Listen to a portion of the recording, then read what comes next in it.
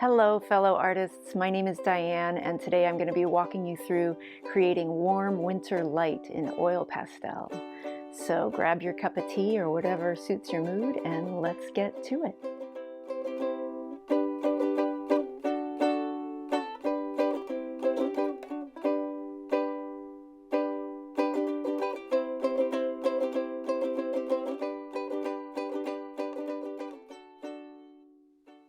So before we get started on the actual coloring, I'm just going to orient you to what you need to have prepared. You need a nice flat surface, a well-lit flat surface to work on, a set of oil pastels, any brand will do.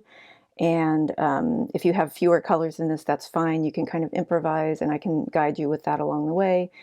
And then you also need your printout of the masterwork we're going to be copying just a snippet from. We're just going to be doing a piece of the sky in this little house right here, just as a way to explore how to replicate warm winter light in oil pastel. So this painting is by Camille Pissarro. It's called Fox Hill, Upper Norwood. It's actually a detail from that painting. It was done in 1870 in oil paint on canvas. And you can see all that information below on the bottom of your screen here. So you can pause the video, print out a copy of it, and keep going whenever you're ready. Just search for it on the internet. You'll find a million different postings of this painting, along with every other master painting ever done. So, and then you need a piece of paper. That's all you need. We don't even need a pencil to draw because we're not replicating exactly what we see. We're just playing with color today, so we're going to just have some fun. So the first thing you want to do, because you're working on a very light surface, a light area, is we're going to just cover the area with white. So grab your white, and one thing with oil pastel is unless it's a brand new kit that you've never used, they do tend to get a little bit dirty. I don't know if you can see those little specks of color on the tip of this one. So each time you're about to color with an oil pastel, it's a good idea to just kind of rub it on a scratch paper. I'm just using the side of my paper because I'm not going to use that particular area. But just rub it to get all the dirty stuff off before you put it onto your nice clean paper. I'm getting all the streaks. In this case, it wouldn't really matter that much because there's a lot of colors mixed in anyway, but just sort of in principle, something you can do. So start by just coloring a large area and go in horizontal strokes because, or slightly diagonal, because that's the direction the sky is going.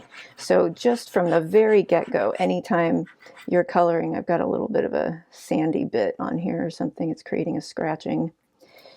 Anytime you're coloring, try to replicate the direction of the strokes. Even though this is white on white paper, you can't even see it right now, but it just kind of orients you to going in the right direction.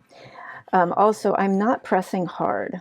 I'm pressing very lightly. I'll show you with a different color so you can see the amount of pressure I'm using, and that way you can see it on white. I'm coloring about that hard with the white. So just very light pressure just to get a layer of light on there first. If you press hard, it's not the end of the world. You just may need to scrape some off later because oil pastel does build up sort of waxy layers, and sometimes if it builds up too much, it makes it hard to get other colors on there. But it's extremely forgiving, so don't worry about it if you pressed a little harder than I did. It doesn't really matter that much. So now I'm going to go in and get the blue, or an approximate blue. Let's see, is that a good match? That's pretty close. These two are nearly the same.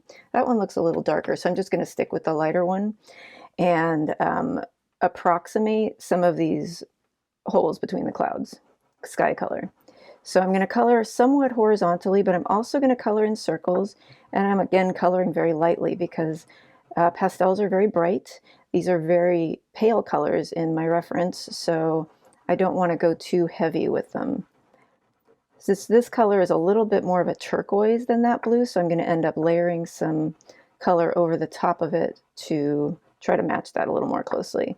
So all I'm doing is sort of replicating these approximate sections of sky. It does not have to be exact. Again, it's just a color exercise. So as I mentioned, the color was a little bit more turquoisey, so I'm going to try to find a purplier blue, and I'm just going to test it here. Even though that's way too dark, it's definitely purplier. So I'm going to put a very small amount into my light blue. Barely can even see it. And don't worry about the fact that it's liney because we're going to be blending with white, and that will help get rid of the lines. So I'm going to get my white back. Oops, grabbed a dirty piece, and clean it off on my cleaner area.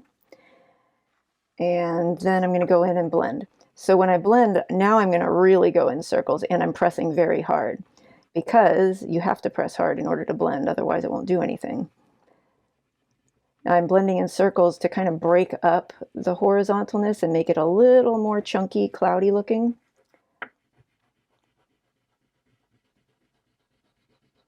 And I'm just really blending the blue areas for right now, which I could also do later. I just chose to blend now. I could have put the peachy clouds in first. It doesn't really matter. I'm going to leave my white out because I know I'm going to need it again. So for the peachy clouds, let's move on to that next. That looks like a pretty good color.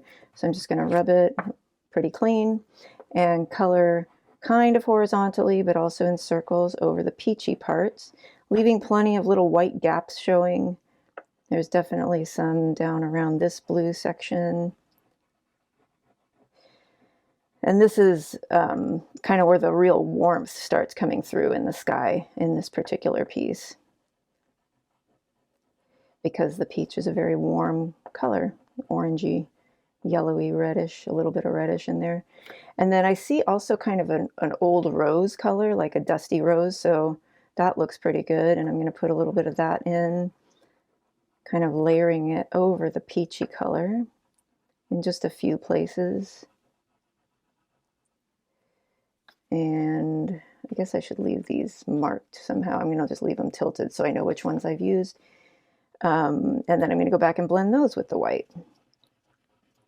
And again, I'm pressing very hard to get it to blend really well.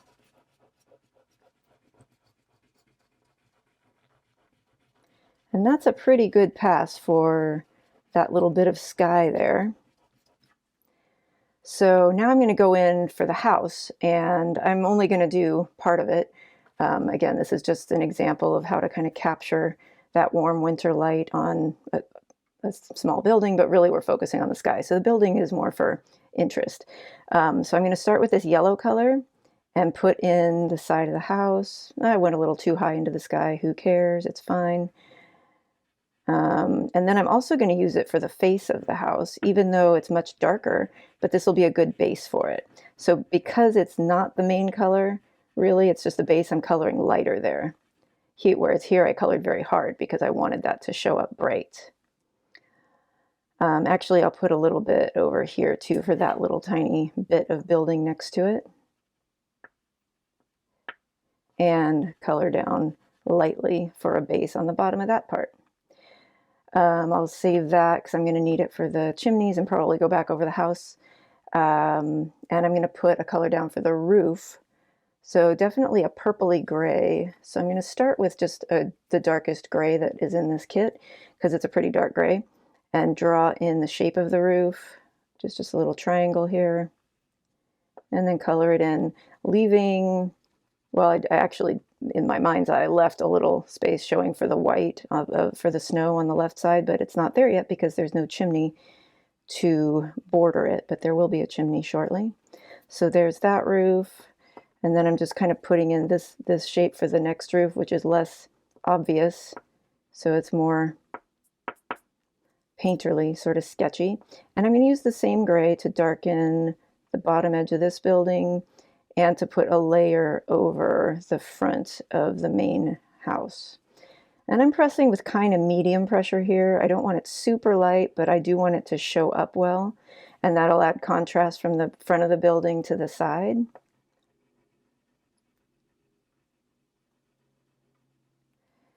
And now that I've got the roof in, I can put the chimney, first shapes for the chimneys in, first colors. So I'm going to use this kind of goldenrod color again, ochre, yellow ochre, color in the chimneys, put them where approximately they are, trying to leave a space for that snow line on the left edge of the roof. So I'm not bringing the chimney all the way down to the roof. I left a little white space there. And trying to make them about the same height. That'll work. And then I'm going to go in with the gray again on both of those chimneys.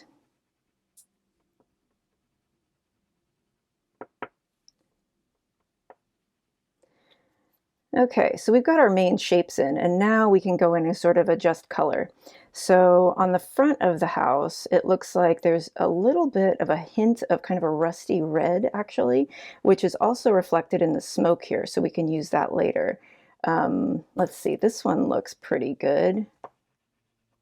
Yeah, that'll work. So I'm going to put this in very lightly because it really doesn't scream at you that there's red there. But I'm putting it in a little heavier than it appears here because I'm then going to go back with the gray and blend it, and that will neutralize it a little bit and make it less obvious. And now I'm pressing pretty hard with the gray because I really want to smear that red into it and make kind of the reddish color and the grayish color the same color. So I'm just mixing them together. And I'm pretty happy with that. I'm going to go back to the roof and kind of add some blue purple to that. Let me check out this color. No, that's too blue. Let me try a different one. That's the same one I used on the sky before. That looks pretty good. So I'm going to put that over the gray, and I'm pressing pretty hard because the gray is, I pressed hard with the gray, so I kind of have to press hard with the blue to get it to show up. And that looks pretty good, but that's definitely got a little bit more of a reddish purple presence to it. So I'm going to use a little bit of a redder purple on top of it to influence it in that direction. That's looking pretty good, but now it's too bright. So I'm going to go back with the gray and dull it down. Now I'm pressing hard on all three colors because these are all very dark, and I'm needing to do that in order to get them to blend. And that looks pretty good too. But it's not dark enough. So we're going to add, let's see, what can we add to that? I try to stay away from black as much as possible because black has a way of deadening things, in my opinion. But you can use it sparingly to kind of darken colors that are already there. So I'm going to add a little bit of black where I see that kind of bit right there, and also a little bit at the base of the roof line to kind of artificially force it to separate from the house a little bit more. And then I'm going to go back with the gray and blend it in so that it doesn't really read as black. It just reads as darker than it was before. And then the face of the house, in order to kind of create more separation between the roof and the face, I'm going to use a little bit more of my original yellow color.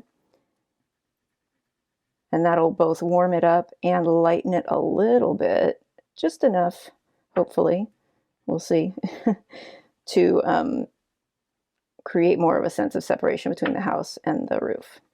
And that looks pretty good. And you can see that my oil pastel is getting pretty clumpy right there. It's like starting to separate. That's fine. That's just the nature of the medium. And I advise you to embrace it and let it be that, because it, in my opinion, is pretty cool looking. It makes it kind of look more like paint strokes. So now I'm going to go back to the chimneys. I forgot to add a little bit of yellow kind of sticking off the left for the very top edge of the chimneys. So I'm just dabbing at it to create that shape. And then here's another place where we can use black very sparingly. And I'm sort of, they're so tiny, I'm just sort of dabbing it in. I found kind of a sharp edge, and I'm just tapping the paper really to make the black show up in a teeny way. I can also use this for that tiny little window right here. Although, and I sort of pulled down a tail because it's definitely not a perfectly rectangular window. I'm going to go back over that window with a little bit of the purpley blue because I don't want it to read as blackish, since that looks kind of bluish. Okay, where am I? Let's go back to this little house and darken as we need to. So we'll start with, actually, the dark part of the yellow on the top of that house is a little more lively than the dark part here. So by lively, I mean less gray. So I'm going to put some gray in there, but I'm also going to put a little bit more of this red, be a little bolder with it than I did here. And then I'm going to go back and blend with the yellow. I am kind of running out of space on my oil pastel here, so if that happens to you, you can just peel a little bit of paper off. Try to keep as much of a paper color as you can on the oil pastel, because that's what you grab onto and it keeps your finger from getting all goopy. Fingers. So now I'm going to use the yellow to blend, and I'm also going to blend into that gray. And then I'm going to go back over it because my gray got too light. So as you can see, this is very much a process of layering. And once you put a layer on, you have to kind of reassess and decide, what do I need next? What do I need more or less of?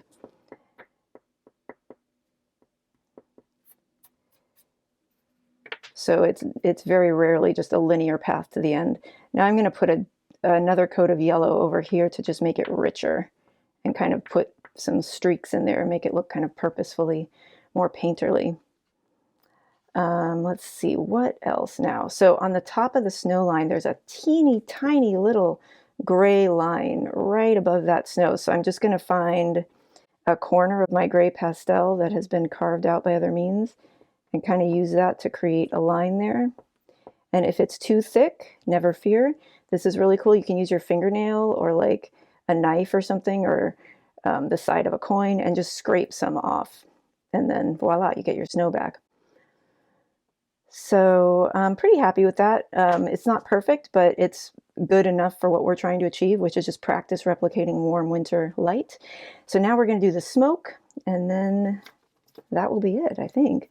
So I'm going to go back to this reddish orange color, this burnt rusty color, and just kind of loosely have a little fun with it. Put in some squiggles and swirls going off to the right, and a little bit on the left chimney as well. And I went a little larger, not pressing harder, but just I made the shape a little bit larger than it appears here because we're going to blend it and you're going to lose some of it. The other thing is this color seems a little more orangey than that. I feel like I need a little bit more of a rosy, reddish presence. So I'm going to use a little bit of this slightly different color to that. Just adding a little bit of red to each part. That should be good. And then I'm going to go in and press pretty hard with the gray right in the center of the smoke, because now I'm sort of competing against the red, so I need to press hard to get the gray to show up a little bit more. If it doesn't show up well, just scrape some off and put more gray in. And then you can go back with your white, make sure it's reasonably clean, and blend mostly the edges. So just do big circles, kind of pulling the smoke into the sky, and let it do what it's going to do. It's going to make its very own unique shape, not exactly like that. Have some fun with it.